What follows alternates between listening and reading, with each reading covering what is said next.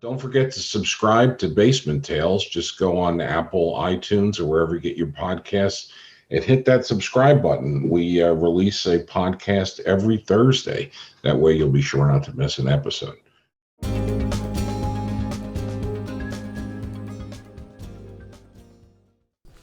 Welcome to Basement Tales with Sam Jackman, Charlie Einsman, Ed Grass, and Sandra Delancey.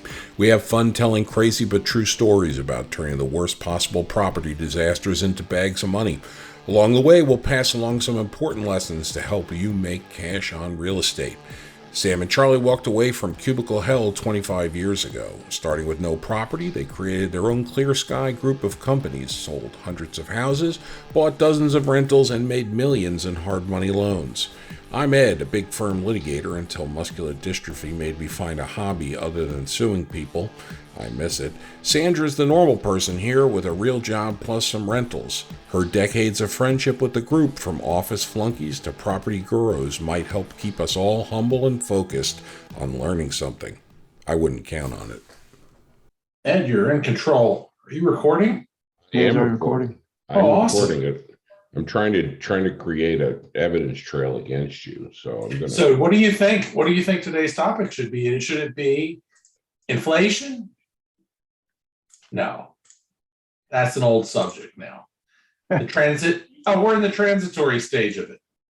All right. Well, first of all, let me just confess, because I was on the transitory train and I have been run over by the transitory Oh train. my gosh, this is the first time something like this has happened, a confession of sorts. Well, to be fair to me, there did break out like World War IV after my initial transitory claim.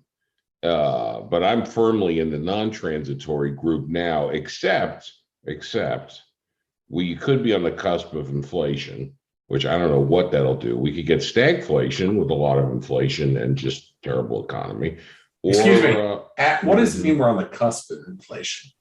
Well, there's a lot of indicators, things like there's been a cross on the interest rates. Short-term 5-year, 10-year interest rates are higher than long-term interest rates, which is usually a really big indicator. You must mean recession. We're on the cusp of a recession.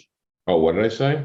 Or inflation, because I feel like we're past the cusp of inflation. No, yeah, right. No, I meant we're on the cusp of stagflation, but I think we're on the cusp of recession as well. Stagflation meaning that we're going to continue to have the inflation we're having, but with a stagnant economy.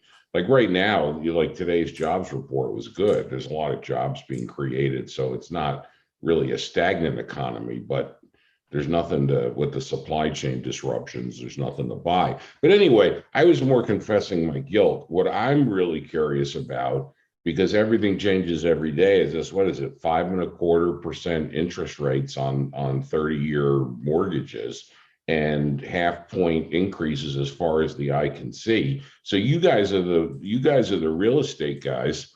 You guys are the mortgage guys. Obviously that's going to hurt home affordability, especially in the lower end. But what does that mean? Is the market going to come to a thudding stop for houses, or is it going to keep going? That's what because I kind of need to know that right now.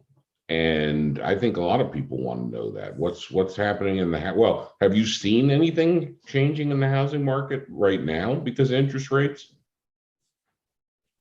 Yes. No, that's Charlie. Charlie's brain was smoking over there. All right. So what have you seen, Charlie? All right. So we're seeing the top end of the market stall a little bit. So either the move up properties and the top end properties are starting to stay on the market a little longer. And we're also starting to see some price declines, but then there's other markets, especially like the entry level markets, that are still pretty brisk. We're not seeing any new inventory as far as like inventory growth. And so there's still a lot more buyers than sellers out there. It's just that things are going to be on the market a little bit longer. So we're not seeing that much of a change, maybe, but we are starting to see the beginnings of change. I forget what the Fed said about their next round of half-point increases, but No, it sounded no. like I heard the soon. term. No, I heard the term 75. Well, they said, no, we're not going to do 75. We're going to do 50 basis. And at first the market was like, woohoo, not 75. And then they're Right. like, wait a second, half still sucks. I know, but Uh, when's the last time that 75 was even mentioned in the news? Right. True. Even when they were raising rates a long time ago, they never mentioned that awful word 75. And so I don't know. But remember though, they were also saying that they weren't going to raise rates until middle of the year, end of the year. And so now they're forced to raise them. So I don't know. Well, They I think also, Ed brought up an interesting point, right? The supply chain issues, which have been understated, I think, really significantly in the media, really significantly. How that impacts, like doing anything, and and pricing, right? So, will massive interest rate increases and arrest this inflationary environment remains a question to me. Yeah, while everyone has a common belief that excessive borrowing and low interest rates will drive production and consequently you'll get an inflationary environment. That's not the only factor here. And that whole China thing, they are shutting down for good over there. They are in this lockup mode. They're not going to be popping open all their factories again, no matter what they say, for a long time, because the COVID's not leaving their place. So I think there's a bunch of things here that have been factored into common economic models. Yeah, but the other thing that you're not talking about that needs to be talked about is the fact that um, our delivery cycle has become or it did become very efficient, and that companies weren't stacking their shelves with a bunch of product. They had what was called JIT delivery, right? Just Yeah, in yeah. time delivery. And so now because of the supply chain is all mucked up and they had these just in time delivery models, things aren't even showing up. Like, for example, I was in a car dealership just the other day, a BMW car dealership, and that place looked like a morgue. There were not any cars anywhere to be found. In other words, the showroom had maybe one car in it. The actual parking lot had very, very few cars in there. And so, I think all the other car manufacturers, Lexus, especially the higher end manufacturers, Audi, Lexus, and all the top ones are having huge problems because they were relying on just in time delivery. And now it's forget it. Now I it's think just I think never. we've returned to Ned delivery, Yeah, never ever going to deliver. But right. it's interesting because this basement tales we think about homes and home prices is different markets are different, right? And so the market for houses is kind of interesting. I don't know what new housing starts are like. Can they get the wood and the windows and the Oh, doors? Oh, well, let me tell you, we're trying to do some renovations and we're trying to get windows. And I'm not talking about high-end gelled win, all perfect windows for your home in Colorado. I'm talking about vinyl windows that are white. And I'm trying to find a lead time less than 8 weeks. And I'm trying to do this 4 weeks before the project begins. They're all looking around, looking around, looking around. They used to have 2 or 3 day delivery time. yeah. Okay. Well, And no. what that does is then the existing home inventory, even though it gets less affordable in a sense, it's just like used cars, right? So used houses go up in value and desirability because it's sitting there with windows and you can move into it. I'm talking Whereas the about newer fixing up a properties, used house. Exactly. I need to No, right? no. fix up a used Sam's house. talking about a used I house. can't even get windows Oh, for true. that need to be replaced for a used house so we can then either rent it or put it on the market or whatever. It's unbelievable. Well, not Mhm. only this, but I've got a good friend of mine, and I'm gonna give him a shout out because he doesn't need our permission. Name is Mike Brown. He works for Creighton Farms, and he builds these really, really nice houses. And he won't even put a final price point on the delivery of the new house. So part of his contract is that the buyer has to assume whatever increase in cost that he has to assume when he goes out there in the marketplace. So he doesn't even have a final price on his homes because he doesn't know what the cost is to build them. And so he's just passing that along to the consumer. The other thing that happened with him is that we haven't even started talking about appliance packages yet, right? So he's delivering houses without the appliance packages that the buyer wants and having them move in the property because he's not even sure when they're going to come in. So this whole thing is just if it's disrupting him and his business, it's got to be disrupting all the other home builders. Oh, And for oh, by sure. the way, these jurisdictions are trying to say, oh yeah, we want new housing starts in our area. We're going to be quick to approve it. You can't get anything approved by these government agencies. They're No, they're out of terrible. business. Yeah, They're out of business. They're terrible. End of story. Until people start realizing that the people they've elected are actually not working in any way, there's no end in sight to housing construction. They are not working at all to approve new housing units Not only that, but let's not even or talk about redevelop units. right. But let's not even start talking about affordable housing, right?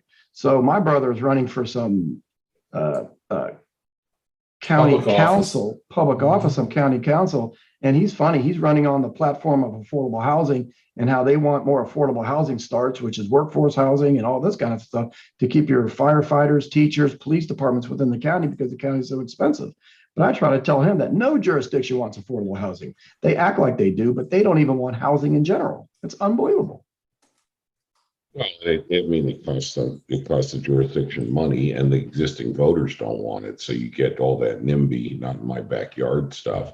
But Right. this is what I think is creating such problems, even for us as business people, is trying to predict what properties are worth, and could they fall off a cliff?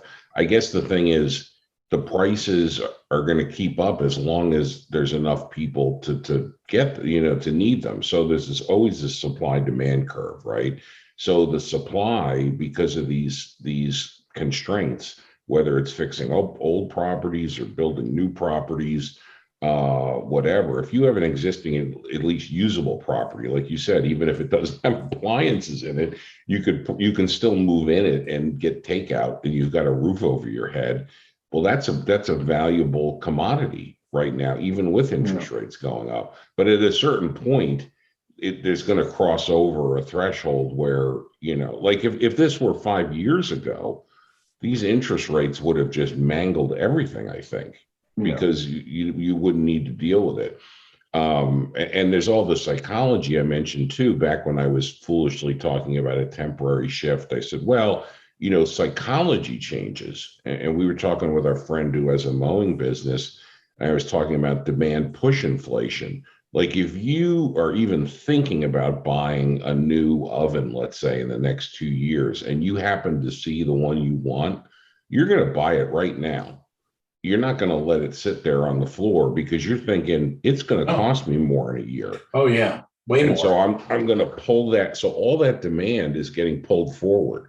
And people are willing to pay those high prices to have it now, willing, not happily, but willing. And so, but at what point does that? So unfortunately, like we have a lot of knowledge about 07 and 08. We lived through that housing crunch. I think this is more akin to the 70s post-Vietnam era, to the extent I've read about it, but we were children in that time frame. Where the government, the capital markets were different too. The whole thing was different. This is unprecedented. This whole thing is unprecedented. So anyone who speculates on what will happen precisely has no idea, because no one has ever had all these variables, the same weather system of variables. Mm-hmm. Yeah, but you don't see interest rates like that, do you? They were pretty high in the early 70s. Right, not yet. But Sam's is the point, is there's certain relevant variables which were similar, but there's so many things that have changed. It's unbelievable. Yeah. I mean, you didn't have the supply issues from China in the 70s. They were in the middle of the Cultural Revolution, and everybody literally was sent out to make soybeans in the fields.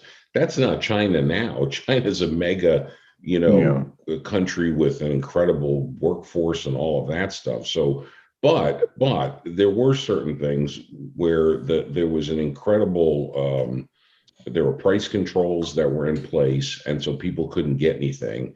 The price controls lifted. The government was still competing for supplies to supply the war and to rebuild after the war.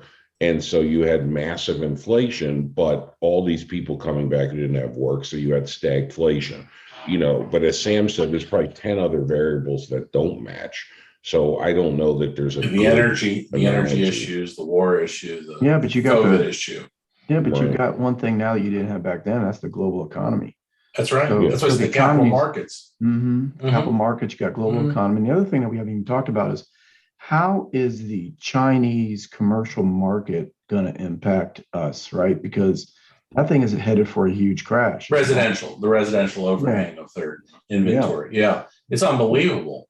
They have all these people with multiple units. They've got a ton of units in construction that are not funded correctly. And that's a huge overhang for them, right? So they're going to choke on that because, especially if you lock up all their people, they can't use any of their houses. So I don't know what kind of plan is over there, but it's not a plan that's consistent with growth. Right.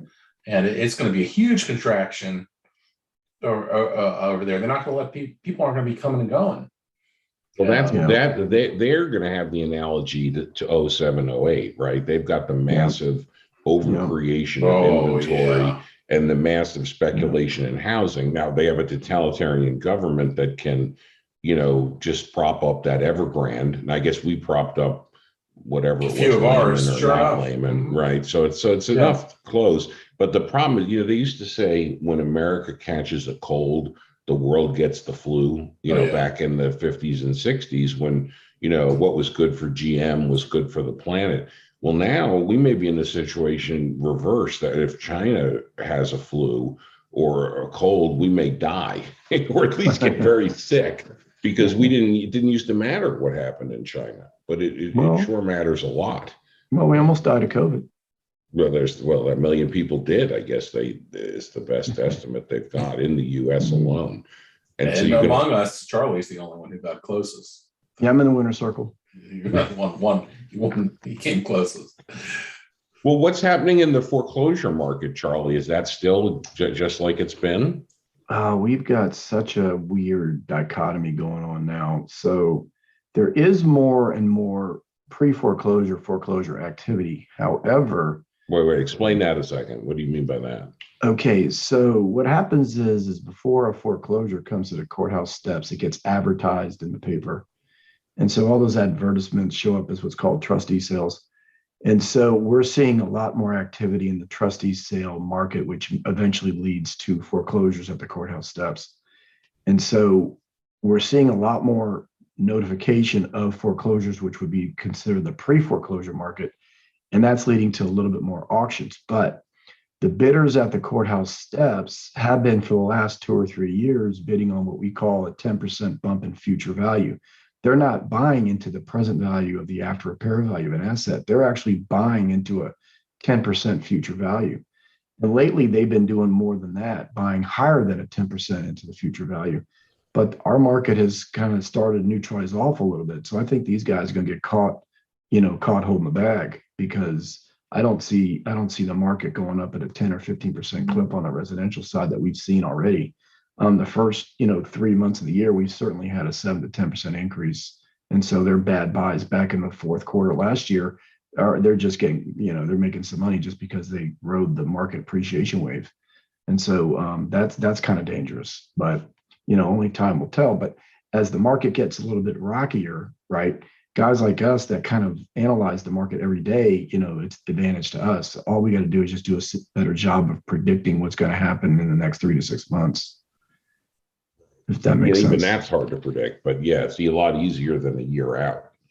Yeah. Well, no, that's exactly right. Because what we're doing, at least on the hard money side, is that we're contracting our ratios. So, if we're a little aggressive into the loan, like let's say if I was going 75% of the after repair value, which it says right above my head, we're probably dialing it down to 68 to 70% after repair value.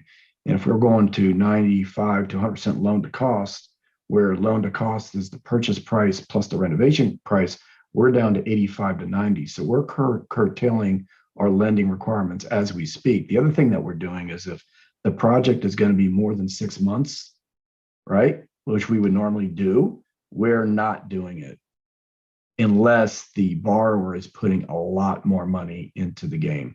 We're not doing it just because we don't want to have any market risk beyond 6 months from now. Because we do not know what's going to happen. For this market, it's easy enough for you. Well, things keep puttering along. You can keep puttering on the shorter term loans because you have a spread of all different loans coming due. Yeah, it's interesting. Well, you guys know I've been looking at the tax lien stuff, and it's I thought you were going to say this about the pre-foreclosure market, but I've been struck in this data where, so the tax lien, you have a jurisdiction that puts out maybe 3,500 properties that have delinquent taxes.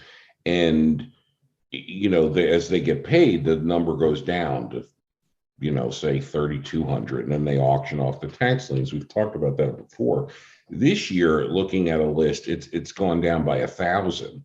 And a lot of the ones that are still on there, they've been bought, that they're distressed properties that people are snapping up, and therefore paying off the taxes. So I think people are out there trying to find these properties, but I suspect that they're overpaying for them.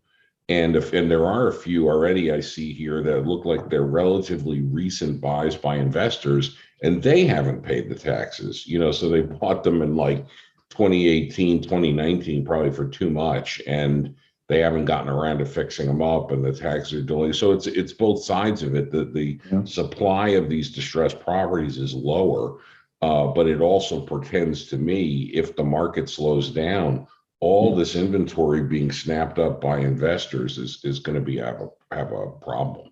Yeah, especially if the market neutralizes and even corrects 5 or 10%, they're going to be in trouble because, like I said, a lot of these investors are buying into future value. They're not buying into present day value. They're betting on a 5 to 10% market come, and I'm not so sure it's going to come the latter part of this year. As a matter of fact, if I were a betting man, it's going to neutralize, if not go down 5 to 10%, is my guess. And so far, the call bet has been winning and winning for years. Yeah. I mean, people have been, and so the psychology of that is people are thinking, well, been working for me so far, but they're taking all the money and they're keeping it on the craps table to use that assessment. They keep winning and then they put it back in, put it back. Well, what happens if a downturn, if you haven't taken some chips off the table to protect yourself, and if there is a downturn, not go bankrupt? Yeah, that's exactly right. And so the other thing that we need to talk about, we haven't talked about, is I was on the phone today with a title attorney, and we were talking about what's happened in the last 2 years to normal retail buyers. And so what the normal retail buyers have had to do is they've been waiving appraisal contingencies, and more importantly, they've been buying the houses as is without a FYI, which is for your information only, home inspection. So they're buying these houses without an appraisal contingency and as is nature. Now, what the problem is that some of these fix and flippers who are overbuying these houses and who aren't getting the exact price that they want have been doing an absolute terrible job on the renovation. And so when you peel back the banana and you look inside, you see a pretty bad product. And these poor retail buyers are buying these things without a home inspection. And so in the next couple of years, I think we're going to see a lot of complaining and a lot of stories about such and such home buyer bought this house and they, maybe had mold behind the wall, or there's going to be some horror stories coming up in the press. I just don't know when that's going to start. Well, it's interesting you say that, because when you guys have done flips and when you're evaluating a flip, you're evaluating to deliver an appropriate product. Yeah. That's right. One that we can stand behind. Right. Well, because you've been in business for however many years now. A, you're not hit jerks, but B, it's bad business to be delivering bad products. But a lot of these people who buy one-offs, or they can just change their name each time, nobody would ever know who they are. That's right.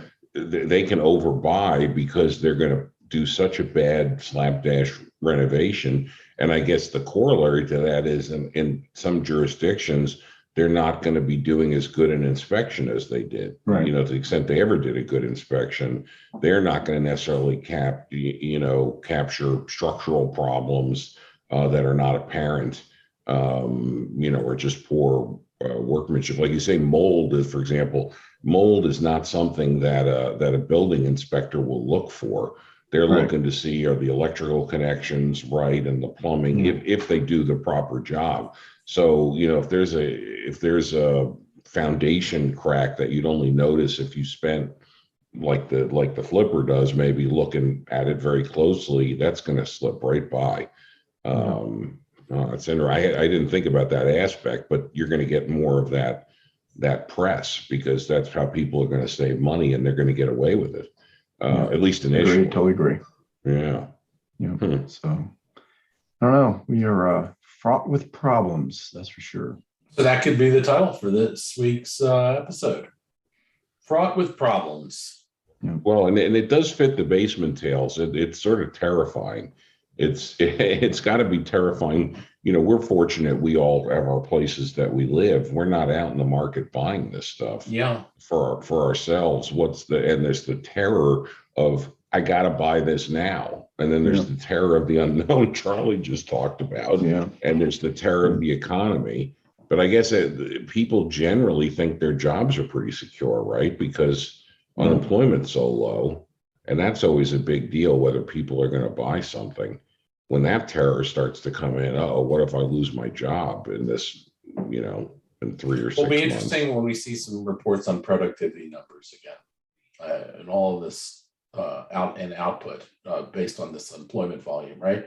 Because one would think that based on your availability of getting something done, productivity goes down. So we'll have to see if output goes down, even though employment is robust and pricing is high.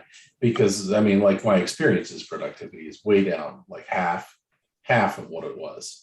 Like you get I saw an indication of that. Some Fed survey about productivity, it was not where it was supposed to be, whether it was down or not growing enough or whatever, it was noticeably off.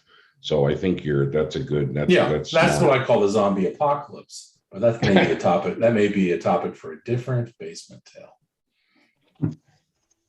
Right. Well, I think it's interesting. The last, and we can wrap it up here, I guess, the last couple basement tales, and we've had a little break here and there, which probably reflects our business, is that there's a lot of uncertainty. There's a lot of guesswork about interest rates and everything else. For us, if you have a clear direction, it's probably easier. If everything falls apart, it's easier for us to figure out what to pick up and do with that. If everything's clearly going gangbusters, it's easy to follow that. But we're in this volatile, or at least potentially volatile period, which makes us cautious. And, we're sort of puttering along. We still have a few we're doing in the loans, and certainly a lot of the loans that other people are doing. Yeah, but I just think we're at the beginning of the volatility. Mm-hmm. Right. It's almost more fear volatility right now, I think. Maybe I'm just projecting my own head, because we do know there are real issues about the supply chain we can all see, but things are puttering along okay, for people who are buying and selling these things. I get this increasing sense of dread, but that's me. I'm a dread person. So we'll see. We'll see. All right. Well, maybe next week we can talk about poor Sam and the nightmare he's going through and trying to get permits to flip a house. There you go. The zombie apocalypse. That would be funny. Yeah, it's that's a good one. Unbelievable, because I know, and as a preview, I know not everyone believed that there was this much of a problem until they saw the email chain. Mm-hmm. Yeah. Then they got a clearer view into what's going on. Yeah. Yeah, you're talking about me. I kind of believed you, but I tend to believe nothing, to be fair. So now, all right. Well, that's the thing. Maybe next week we'll see if you've made any progress. That's your okay. goal. I hope so. And Sam, you take your time, Sam. It's not like interest rates are changing or anything. Interest rates have probably gone up 2% since you've been working on that issue. So that's true. That's actually true. It is true. All right. All right. Hopefully you hit that subscribe button. Let us know any questions out there, and we will come back with our next nightmare on Basement Tales, hopefully next week.